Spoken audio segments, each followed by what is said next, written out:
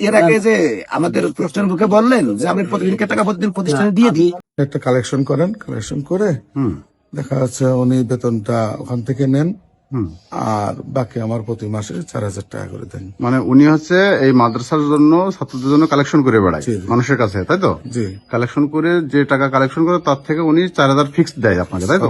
আর যে টাকা কালেকশন হবে ওই টাকা ওনার, এই চুক্তি। বাকিতে কিন্তু, দোকানে এসে বলেন যে আমাদের একটা এতিমখানা আছে, আমাদের এতিমখানায় সাহায্য করেন, এই বিষয়ে একটু বলেন তো, এই কথাটা কেন বলেন?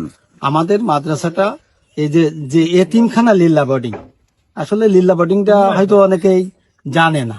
লিল্লা বোর্ডিং হচ্ছে এখানে হচ্ছে ফি সাবিলিল্লাহ, কিছু গরিব দুস্থ এবং এতিম ছেলে পেলে নিয়ে যে প্রতিষ্ঠানটা যাদের থাকা খা লেখাপড়ার ব্যবস্থা করা হয়, এটাকে বলা হয় এতিমখানা লিল্লা বোর্ডিং। এদের জাকাতের টাকা। কতজন এতিম আছে আপনার মাদ্রাসায়?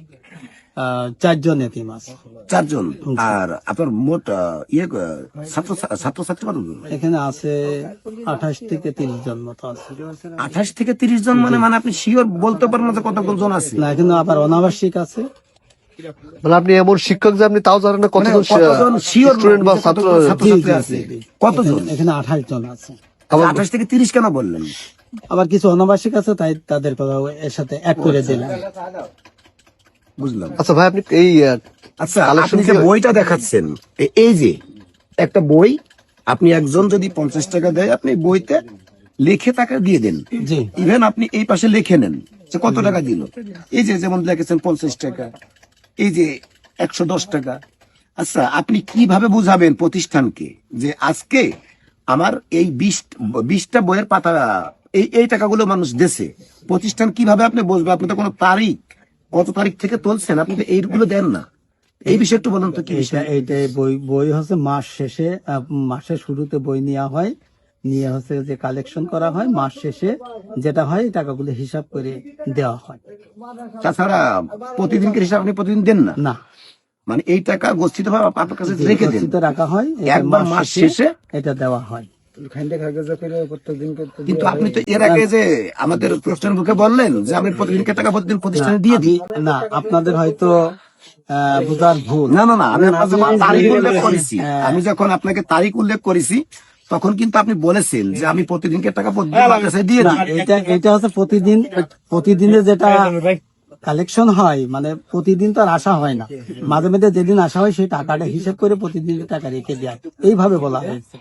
আচ্ছা, কিন্তু সবাই শুনলো যে আপনার আপনি বলেছেন যে এই টাকার ভিতর থেকে আপনার ক্যারিং খরচটা, মানে আপনার যাতায়াত খরচটা বাদ দিয়ে, এই যে আপনি যে কথা এখানে বলা হয়েছে না প্রতিদিনের, এখানে বলা হয়েছে প্রতিদিনের যে ক্যারিং খরচটা আমার ক্যামেরায় রেকর্ড আছে, নেওয়া হয়। আমার ক্যামেরায় রেকর্ড আছে। প্রতিদিনের ক্যারিং খরচটা, মানে যে কয়দিন আসা হবে সে ক্যারিং খরচটা কিন্তু এখান থেকে প্রতিদিন দেওয়া হয়, এভাবে প্রতিদিন বলা হয়েছে। প্রতিদিন তো আপনি প্রতিদিনকার ক্যারিং খরচ বাদে ওই মাসের শেষে আপনি টাকা দেন জি, এটা হচ্ছে মাস শেষে টোটাল টাকাটা হিসাব করে এটা জমা দেওয়া হয় প্রতিষ্ঠানে। জি, তাহলে সেই ক্ষেত্রে আপনার তারিখ লাগেও না। না, টোটাল বই লাস্টে হিসাব করলে তো টোটাল হিসাবটা বেরোচ্ছে। আচ্ছা, আপনি কি প্রত্যেকের কি স্লিপ দেন? প্রত্যেকের স্লিপ দেন? স্লিপ তো এখানে সবাইকে দেওয়া হয়, আবার আমি আপনাকে মনে হয় 10 দিন দিচ্ছি টাকা, আমি একদম স্লিপ নাই। আচ্ছা, এবার সুন্দর কথা বলছেন। দেখা যাচ্ছে একটা চায়ের দোকানে 10টা লোকে দিল, সবাইকে তো স্লিপ দেওয়া হয় না। এটা কি করা হয়, মোট টোটাল হিসাব করে এক স্লিপ দিতে হয়, এক স্লিপ রেখে দেওয়া হয়। আপনার নাম বললেন? আলী হাসান। আলী হাসান ভাই। ভাই কোন কোন এলাকায় যান আপনি?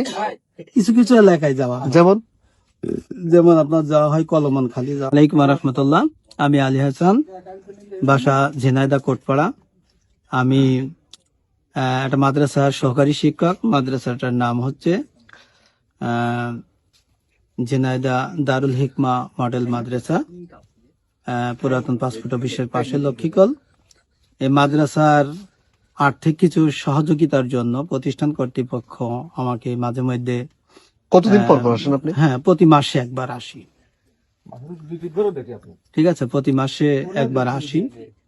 কিছু লোক আছে মাসিক ভাবে কিছু সহযোগিতা করে, এই সহযোগিতাটা নিয়ে মাদ্রাসা যে সকল লীলা বোর্ডিং এ যে সকল ছেলেরা পড়ে, গরিব দুস্থ এবং 4 জন এতিম আছে, তাদের লেখাপড়া, থাকা খাওয়া, লেখাপড়া, পোশাক আদি এবং চিকিৎসা সেবার প্রয়োজনে মাসিক ভাবে যে কিন্তু সকল আপনি তো মুসলিম জনগণকে ভাইয়েরা বলেন যে আসে, আমার রায়। আচ্ছা, আপনার প্রতিষ্ঠানের নাম কি? দারুল হিকমা মডেল মাদ্রাসা। আপনি কি দায়িত্বে আছেন? আমি এখানটির পরিচালনার দায়িত্বে আছি। আপনার নাম কি?